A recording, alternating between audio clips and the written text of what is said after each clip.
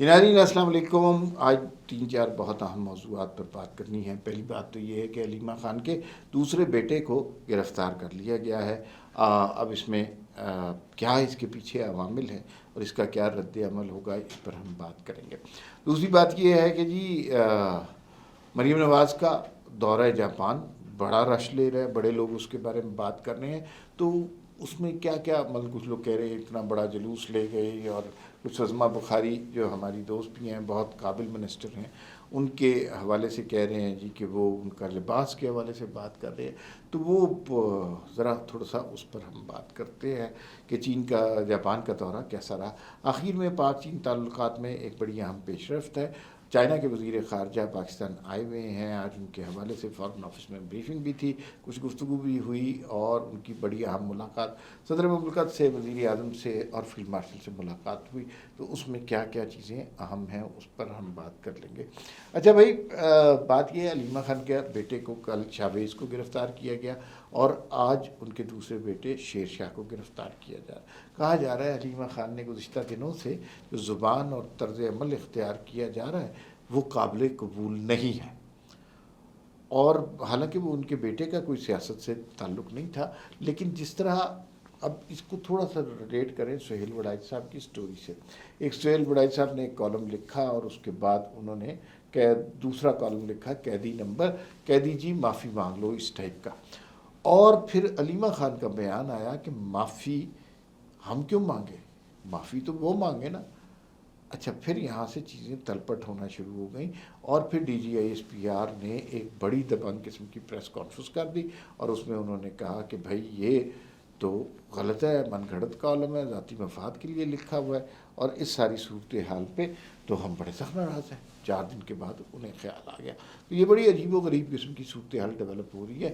لیکن اس میں ہمیں یہ پتہ ہونا چاہیے کہ جو علیمہ خان کی فیملی کے ساتھ ہو رہا ہے، وقتی طور پر یہ ظلم ہے، وقتی طور پر یہ جبر ہے، اور اس طرح کسی کو اٹھا لینا مناسب بات نہیں ہے. لیکن لانگ ٹرم میں اس کا فائدہ پی ٹی آئی کو، علیمہ خان کو سیاسی طور پر ہوگا، کیونکہ سیاسی طور پر آپٹکس کے حوالے سے یہ چیز اچھی نہیں ہوتی. سیاسی طور پر جب بھی کوئی قیدی جو ہے جیل میں ہوتا ہے، کسی کو گرفتاریاں ہوتی ہیں، ڈنڈا ڈولی ہوتی ہے کارکنوں کے ساتھ، اس کا فائدہ سیاسی جماعتیں حاصل کرتی ہیں. اب جو سوشل میڈیا پر بات چل رہی ہے کہ یہ جو بیچارے لڑکوں کو گرفتار کیا گیا ہے، ان کا کیا قصور تھا، اور وہ بے گناہی کا سارا منترا پڑھا جا رہا ہے. تو اس میں عجیب سی لوگ بات کر رہے ہیں کہ جو پہلے گرفتار کیے گئے بیٹے جو وہ تو سپورٹس مین تھے، ان کا تو کوئی قصور نہیں تھا. جو دوسرے تھے وہ کوئی پولیٹیکلی ایکٹیو تھے، اور شوکت خانم کے اکاؤنٹس بھی دیکھتے تھے. اچھا، پولیٹیکلی ایکٹیو ہونا اور شوکت خانم کے اکاؤنٹس دیکھنا تو کوئی بری بات نہیں ہے. یہ تو مثلا اویئر ہونا چاہیے پولیٹیکلی، اور اس پہ لوگوں کو احساس ہونا چاہیے اس بات کا کہ یہ تو اچھی بات ہے نا، یہ جرم نہیں بن جانی چاہیے. تو علیمہ خان کے صاحبزادوں کو اس طرح گرفتار کرنا مناسب نہیں ہے، اور یہ بعد میں بیک لیش آتا ہے. مریم نواز صوبے کی وزیر اعلیٰ ہے، پنجاب پولیس کا پتہ نہیں چل رہا پنجاب پولیس نے گرفتار کیا ہے. کبھی وہ کہہ رہے ہیں ہمیں پتہ ہی نہیں، کبھی کہہ رہے ہیں ہم نے گرفتار کیا ہے. ان کے پاس یہی آپشن رہ گیا. مریم نواز جاپان گئی ہوئی ہیں. تو یہ فیصلے یہاں پر ہو رہے ہیں. ان فیصلوں میں یہ بات بہت امپورٹنٹ ہے کہ جب ان لوگوں کو گرفتار کیا جا رہا ہے تو کوئی ایسا ثبوت وغیرہ تو نہیں دیا گیا، نہ کوئی وارنٹ شارنٹ ہے، بس گرفتار کیا گیا ہے. اور آج تو ایک صاحب کو ان میں سے ان کا 8 دن کا ریمانڈ بھی دے دیا گیا. تو علیمہ خان کو شاید اس بیان کی سزا دی جا رہی ہے کہ معافی وہ مانگے. دوسری جانب پی ٹی آئی کی صورتحال بھی اچھی نہیں ہے. پی ٹی آئی کے اندر سے آوازیں اٹھ رہی ہیں کہ محمود خان اچکزئی کو آپ کیوں بنا رہے ہیں. بھائی اپوزیشن لیڈر پارٹی کے کارکن مر گئے ہیں، انہوں نے بہت زیادہ قربانیاں دی ہوئی ہیں، ان کو لانا چاہیے. لیکن بھائی بس فیصلے ہو گئے.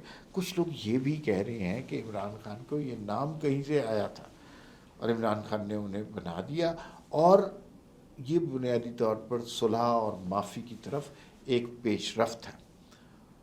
لیکن انصار بھائی صاحب کی سٹوری آج دیکھیں تو انہوں نے آج سٹوری کی ہے. انہوں نے کہا حکام کو پورا یقین ہے کہ یہ عمران خان رہا نہیں ہونے والے. اب اس سٹوری میں ایک ٹوسٹ ہے. انہوں نے بتایا ویسے کہ یہ وجوہات ہیں، یہ مقدمات ہیں، یہ اگلے سال لگیں گے، اس کے بعد پھر تاریخیں شروع ہوں گی، شواہد پیش کیے جائیں گے. تو ابھی لمبے عرصے تک حادثہ بندر ہے. لیکن ٹوسٹ اس میں یہ ہے کہ انصار بھائی صاحب نے یہ لکھا کہ حکام کو تسلی ہے، لیکن حکام کے اوپر بھی حکام ہوتے ہیں، سوال یہ ہے کہ ان کی تسلی ہے کہ نہیں ہے۔ تو لیکن صاف سی بات ہے یار کہ آپ ریاست سے ٹکرانے والے یا موجودہ سسٹم جو بھی چل رہا ہے، آپ اسے ہائیبرڈ نظام کریں، ہائیبرڈ پلس کہیں، نون لیگ پیپلز پارٹی اسٹیبلشمنٹ کا اشتراک کریں، جو بھی ہے، ایک بات طے ہے اور واضح لگ رہی ہے کہ سسٹم یہی چل رہا ہے۔ اس کے سسٹم کے اندر رکھنے ڈالنے والا جو ہے اس کی صورتحال خراب ہوگی، لیکن جو سسٹم کو چلنے دے گا وہاں تک بات صحیح چل جائے گی۔ اگر آپ اس سسٹم کی راہ میں رکاوٹ بنیں گے کسی بھی حیثیت سے، آپ بیوروکریٹ ہیں، آپ جج ہیں، آپ پولیٹیکل ورکر ہیں، تو پھر آپ کی خیر نہیں ہے۔ دوسری خبر پہ بات کرتے ہیں مریم نواز کے حوالے سے۔ بڑی تنقید ہو رہی ہے کہ جاپان گئی ہیں اور بہت بڑا وفد لے کے گئی ہیں۔ وہ جاپان میں جن لوگوں سے ملاقات ہو رہی ہے وہ تو دو لوگ بیٹھے ہوتے ہیں، لیکن صرف نیگیٹیولی نہیں دیکھنا چاہیے، اس کی پازیٹیو بھی دیکھنا چاہیے۔ مریم نواز جاپان کا دورہ کر رہی ہیں اور وہاں پر ہم دیکھتے ہیں کہ وہ کچھ چیزوں کو پنجاب لانے کی کوشش کر رہی ہیں۔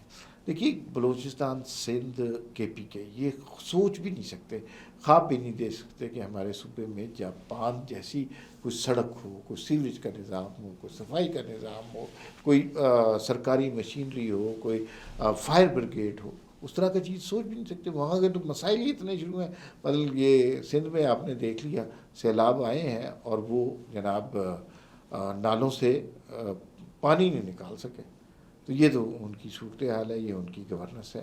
اب اس صورتحال میں جو ہم دیکھ رہے ہیں وہ کہ مریم نواز کچھ اچھا لانے کی کوشش کر رہی ہیں۔ جو صورتحال عظمہ بخاری کے لباس کے حوالے سے ہوئی نا، وہ میرے خیال میں بہت فضول کیمپین ہے، کہ میرے خیال میں تو عظمہ بہت اچھی لگ رہی ہیں، ہماری دوست بھی ہیں، بڑی قابل منسٹر ہیں، بڑی ڈیڈیکیٹڈ ورکر ہیں، تو بڑی اچھی بات ہے، کوئی ان کے لباس میں برائی نہیں ہے، لیکن بس سوشل میڈیا پر یہ چل جاتا ہے تو پھر اس کا کوئی نہیں ہو سکتا۔ آخر میں تھوڑی سی بات کرتے ہیں پاکستان چین تعلقات کی اور چین کے وزیر خارجہ کے پاکستان کے دورے کے حوالے سے کچھ بات۔ بڑی اہم ملاقاتیں ہوئیں، چین کے وزیر خارجہ بھارت سے گئے، اب بھارت اور افغانستان سے مل کے آ رہے ہیں، جو آپس میں وسیع تر تعلقات کو بہتر بنانے کے حوالے سے بات کی گئی ہے۔ اور آج جو فارن آفس نے جو بریفنگ دی ہے اس کے اندر انہوں نے بتایا کہ بھئی یہ جو معاملات ہیں کہ جو شنگھائی سمٹ آگے ہونے والا ہے اس کے اندر پاکستان اور بھارت کے وزرائے اعظم کا ہاتھ ملانے کا یا کوئی میٹنگ کا کوئی امکان نہیں ہے۔ جو چین کے وزیر خارجہ کی فیلڈ مارشل صاحب سے ملاقات ہوئی، اس میں دیگر موضوعات کے حوالے سے دہشت گردی کا مسئلہ بھی ڈسکس ہوا۔ ایک سوال کہیں ڈسکس ہوا کیا چائنا پاکستان کے مائنز اینڈ منرلز میں بھی انویسٹ کرے گا، تو اس کے بارے میں بڑے واضح طور پہ بتایا گیا کہ یہ مائنز اینڈ منرل میں ضرور انویسٹ کرنا چاہیے، بہت اچھی بات ہے۔ ہم پہلے بھی چائنا انویسٹ کر رہا ہے، اس سے زیادہ انویسٹ کرے گا تو بہت اچھا ہو جائے گا۔ لیکن امپورٹنٹ اس دورے کی بات یہ ہے کہ اس خطے کو ایک مختلف طریقے سے اب دیکھا جا رہا ہے۔ اب چائنا جو سی پیک 2 ہے، جو اب افغانستان اور اس سے آگے اسٹیٹس میں بھی جا رہا ہے، اس سی پیک 2 کے حوالے سے ہمیں دیکھنا ہے کہ یہ خطہ دنیا میں تبدیلی کا باعث بن سکتا ہے۔ دنیا کی سب سے زیادہ آبادی اس خطے میں رہتی ہے۔ اس خطے میں امن نہ ہونے کی وجہ پاکستان اور بھارت کے تعلقات، بھارت اور چائنا کے تعلقات، پاکستان اور بھارت میں بنیادی مسئلہ کشمیر کا ہے۔ ہم تجارتی معاملات ان کے ساتھ کر سکتے ہیں، لیکن شرط یہ ہے کہ پہلے پاکستان اور بھارت کشمیر کے مسئلے کا تصفیہ کریں بین الاقوامی قراردادوں کے متعلق۔ تو ایک بہت خوش آئند بات ہے، بہت امپورٹنٹ وزٹ تھا، اور اس میں جو باتیں ہوئی ہیں اور ان کے نتائج پاکستان کی معیشت کے لیے اور خارجہ سطح پر تعلقات کے لیے بہت اہم ثابت ہوں گے۔ فی الوقت اتنا ہی، پھر ملاقات ہوگی۔ اللہ حافظ۔